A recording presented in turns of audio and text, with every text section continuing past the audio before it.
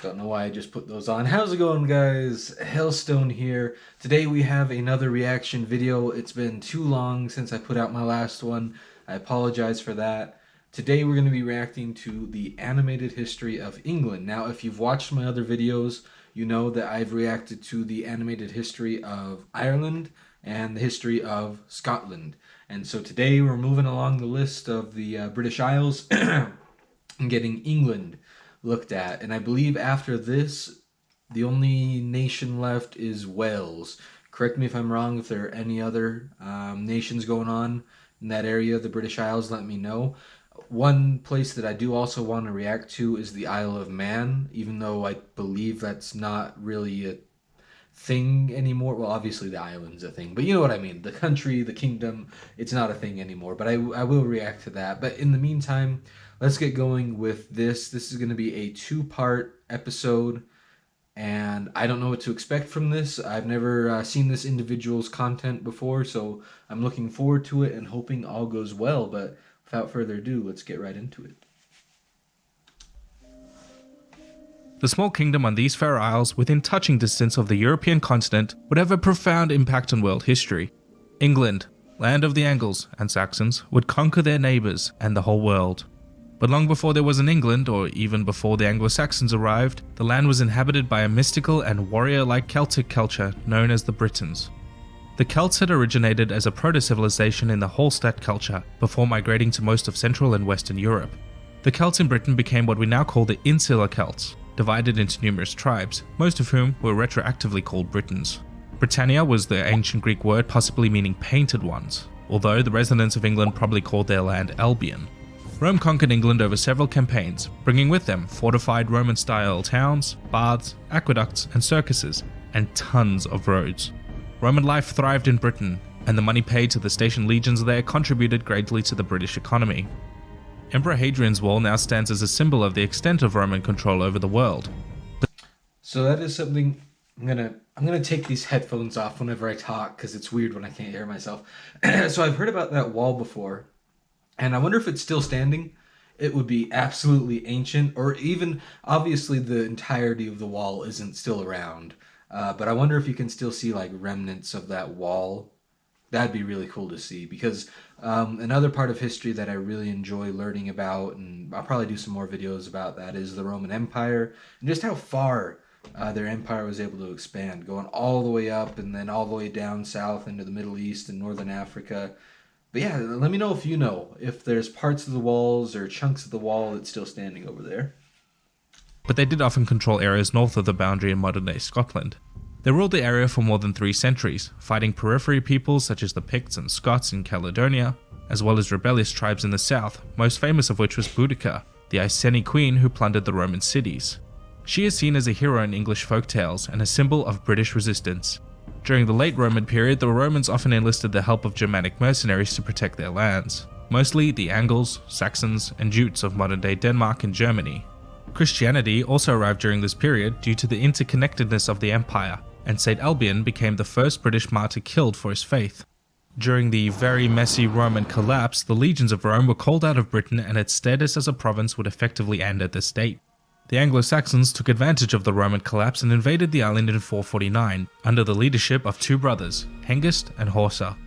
The invasion was a mixed success, but would spur a huge continued migration of the Anglo-Saxons to form the basis of the first foundations of England, as the name literally means Land of the Angles. The Britons fought hard against the Germanics, which spurred the first example of British literary fiction in the Tales of King Arthur, a British king probably based on many figures.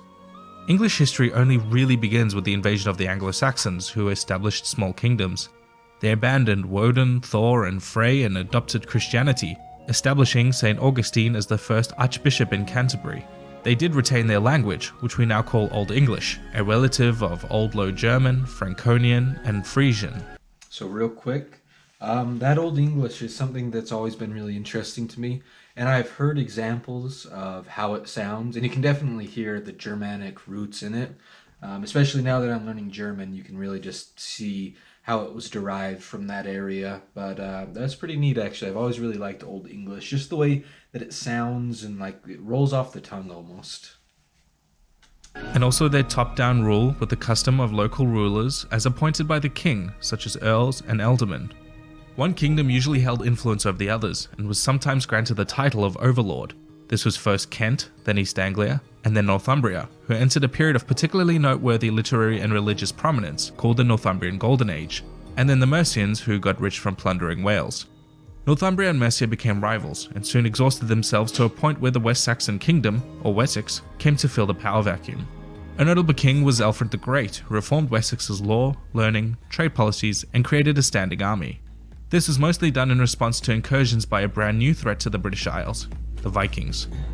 The Vikings were Scandinavian cousins of the Anglo-Saxons, who slowly turned from traders to raiders, and who plundered the English coastline of unprotected and wealthy monasteries. The English called them Danes, as most of them were from Denmark, but some were from modern-day Norway as well. These Danes became a massive problem for the now Christian Anglo-Saxon kings, and plunged the whole island into chaos. That is another aspect. Yeah, it just sounds weird. That is another aspect of history that I enjoy. Is the Viking era, especially one lesser-known subject matter of history is that they were actually the first Europeans, technically, to discover. Notice the finger quotations, America, and that is another aspect of history that I really enjoy. But also their invasion of this area is pretty neat too. The English generally believed they were a scourge from God, and spread fear of the brutality of the pagans. The Viking Danes would eventually land in Britain at the head of a great heathen army to conquer the island, but we'll come back to this story later.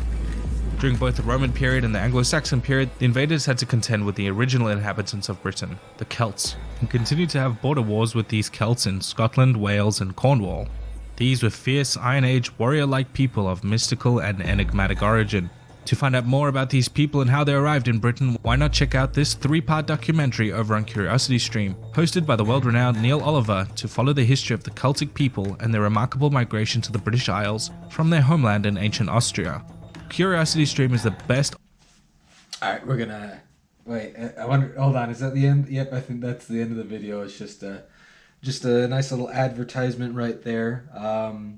So let's talk about this. This is obviously just part 1, I believe, of 2. There might be more parts because it seems like we're still relatively early in the history of England. I had a pretty base knowledge of about everything we went through there, from the Romans to the Vikings. And so I'm really looking forward to seeing when things really start to form up. And I definitely enjoy learning about the history of other countries and how they came to be. And I especially like, coming from an American perspective, is just how old and ancient and dated a lot of the history is, because with my own country's history, it's not even 300 years old yet, so we don't have as much to look at. But it is very interesting. I enjoyed this video. Keep an eye out for the next part, which should come out soon. If you guys like this type of video and you want to see other types of reaction videos to history, military history particularly, feel free to check out my channel. I do a lot of things like that, along with backpacking, hiking, all sorts of army videos. It's a lot of fun over here. So I hope you guys have a great day. Thanks so much for watching, and we'll see you next time.